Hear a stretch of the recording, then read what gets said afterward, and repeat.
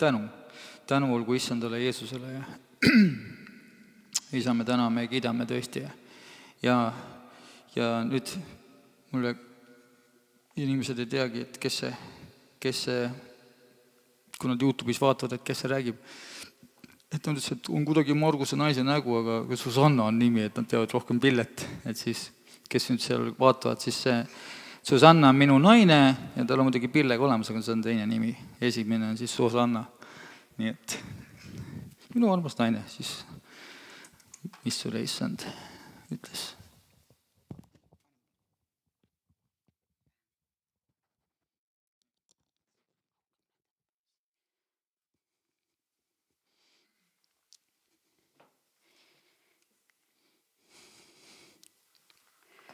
Armu ja halastust meie isalt taevas ja Jeesuselt Kristuselt tema pojalt.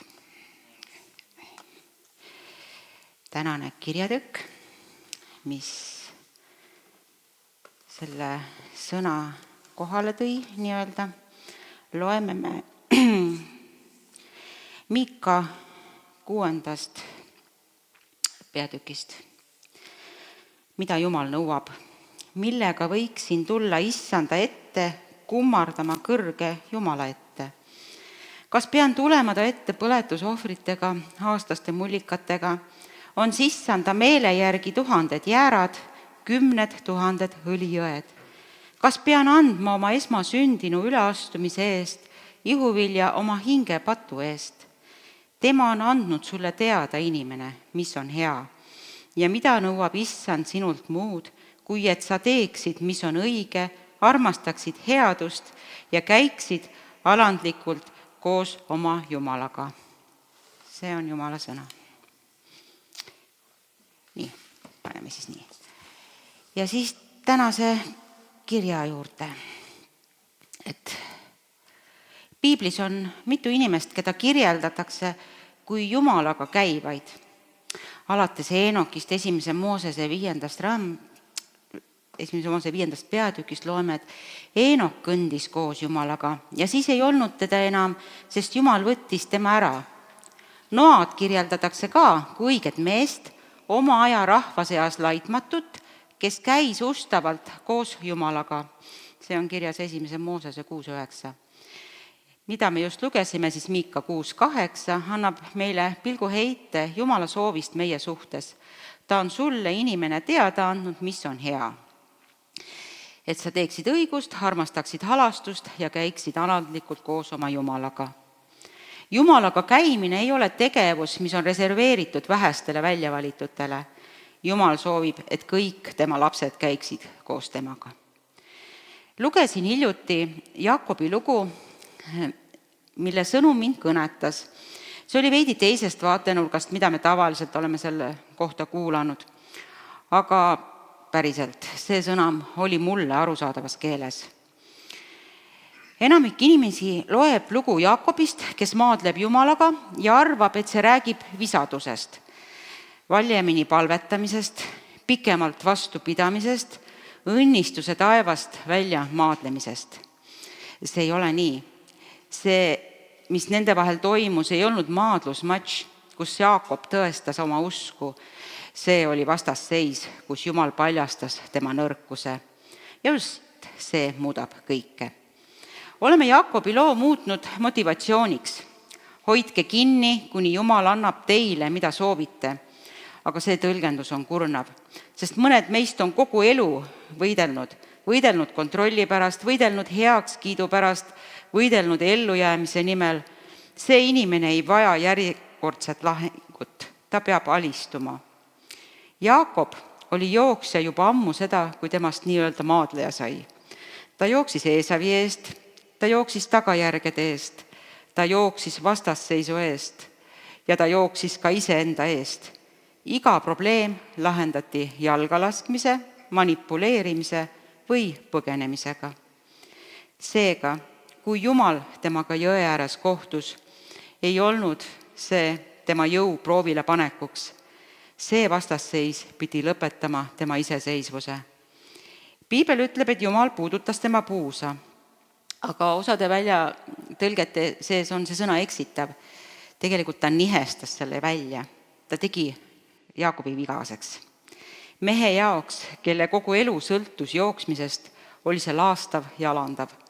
Jumal ei murdnud teda karistamiseks, ta murdis Jaakobi selleks, et teda peatada. Ja siin on see osa, mida enamik inimesi kahe silma vahele jätab. Jaakob ei klammerdunud Jumala külge pärast seda, et Jumal oli tugev. Jaakob klammerdus, sest ta ei suutnud enam ise seista.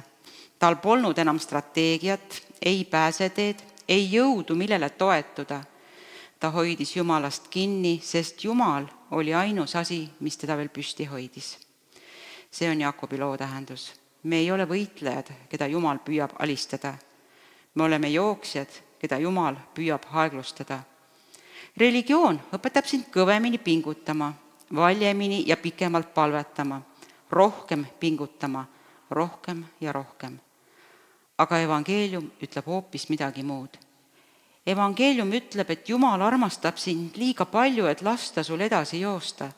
Ta murrab su enesekindluse, et päästa su hing. Ta katkestab su jõu, et sa saaksid lõpuks õppida sõltuma.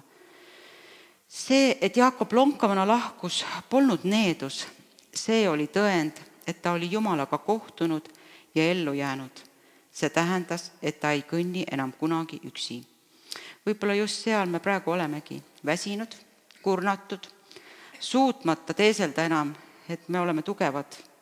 Võib-olla Jumal ei püüagi meid tugevamaks muuta. Võib-olla püüab ta sind panna usaldama. Seega pole küsimus selles, kas sa suudad piisavalt kaua vastu pidada. Küsimus on selles, kas sa oled valmis jooksmise lõpetama ja laskma Jumalal muuta oma kõnnakut. Aga issand on ka öelnud, et kes on teinud inimesele suu või kes teeb keeletu, kurdi, nägija või pimeda. Kas mitte mina, issand, ja nüüd mine ja mina olen abiks sinu suule ning õpetan sind, mida sa pead rääkima. 2 Moosese 40. Sest mõnikord ei peitu õnnistus võitluse võitmises, see seisneb lõpuks täielikuks alistumiseks sellele, kes ei tahtnud sulle kunagi haiget teha, vaid sind päästa ja terveks teha. Mis juhtub, kui me kellegiga koos kõnnime? Kujutage ette, et sina ja su lähedane, näiteks abikaasa, naudite jalutuskäiku mööda teed. Te olete üksteisele lähedal. Te räägite, naerate, kuulate ja jagate oma soove. Teie tähelepanu on keskendunud sellele inimesele ja te jätate kõrvale kõik muu. Te märkate ilu enda ümber või aeg-ajalt mõnda tähelepanu hajutavat tegurit, aga ainult selleks, et seda oma kaaslasega jagada. Te olete harmoonias ja te mõlemad naudite seda koos olemist. Jumalaga käimine on just selline. Kui me astume Jumalaga lähedasse südame suhtesse, usu kaudu tema pojasse, Heebrealaste 10.19, saab temast meie südame suurim soov.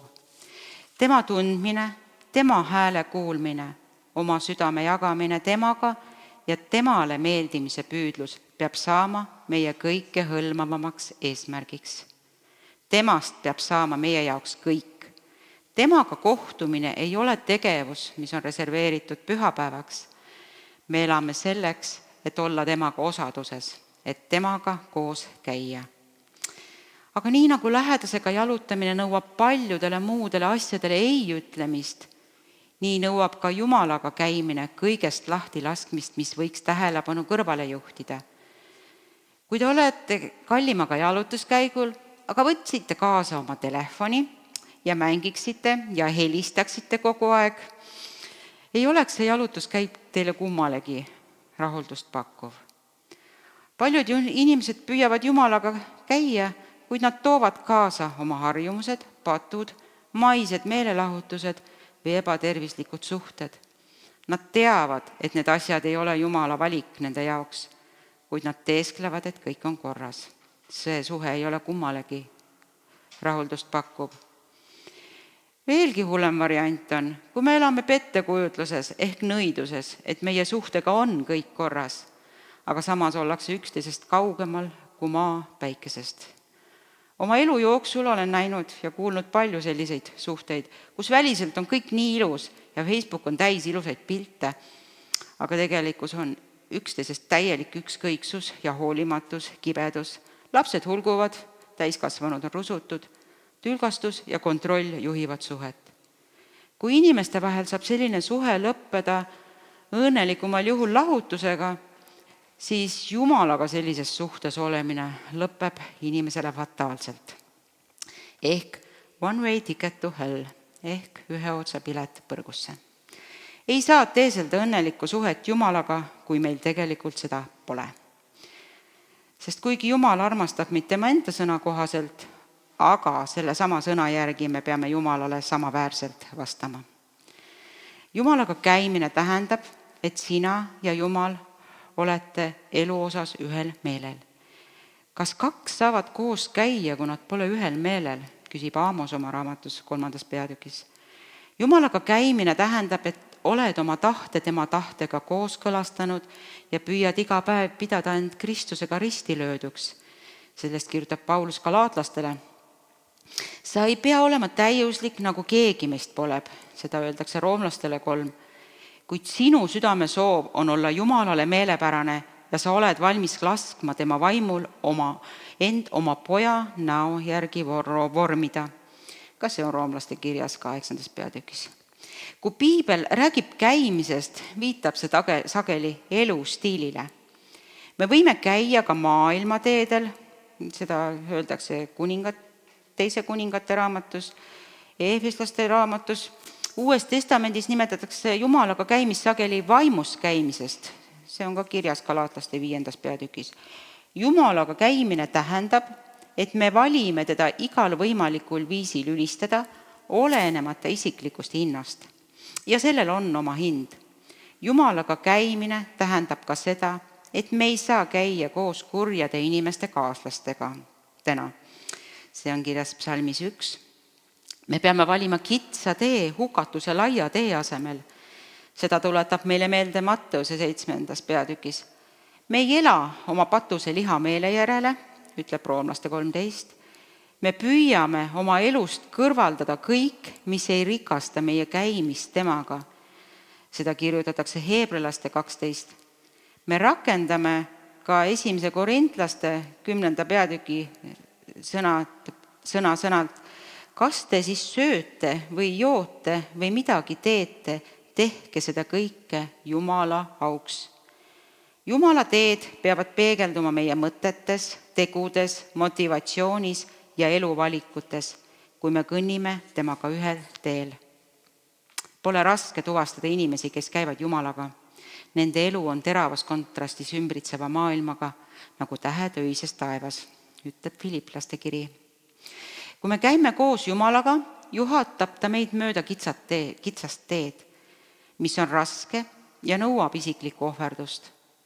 Kitsale teele pühendumine võib kaasa tuua tagakiusu või loobumise asjadest, mida maailm meile oluliseks peab.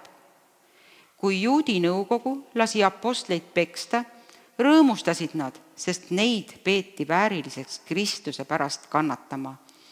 Apostlite teod 5.41 ütlebki, aga nemad läksid suurkohtu palge eest minema, rõõmustades, et neid on väärt arvatud kannatama teotust selle nime pärast. Jumalaga käimine annab meile Kristuse sarnase vaatenurga, kus meie rõõm ja rahu kaaluvad kaugelt üles Jeesuse järgijaks olemise hinna. Kui me käime iga päev koos Jumalaga, ei saa maailm jätta märkamata, et hoolimata meie ebatäiuslikkusest või teadmiste puudumisest mõnes valdkonnas, oleme me olnud nüüd koos Jeesusega. Ja veel julgustavaid peatükke on psalmis 18, sest sinuga ma jooksen väehulga kallale, oma Jumalaga hüppan üle müüri. Psalm 60 ütleb meile, Jumalaga me teeme vägevaid tegusid ja tema tallab maha meie rõhujad. Miika 6 ütleb, ta on andnud sulle teada, mis on hea. Ja Johannese 3.8 on, tuul puhub, kuhu ta tahab ja sa kuuled ta häält, kuid ei tea, kust ta tuleb ja kuhu läheb. Niisamuti on kõigiga, kes on sündinud vaimust. Ja me saame lõpuks palvetada, et kallis isa, me täname sind, et me saame olla sinu kasvatuse all, et sa juhid meid ja hoolitsed meie vajaduste eest. Kallis Isa, hoia meid kitsal rajal. Anna meile märku, kui me astume sinu teelt kõrvale. Me täname sind sinu poja Jeesuse Kristuse eest, kes on meid lunastanud ja tema kaudu oleme saanud lapse õiguse. Hoia meid ja anna armu, halastust ja tarkust ja julgust. Me palume seda kõike Jeesuse Kristuse nimel. Amen.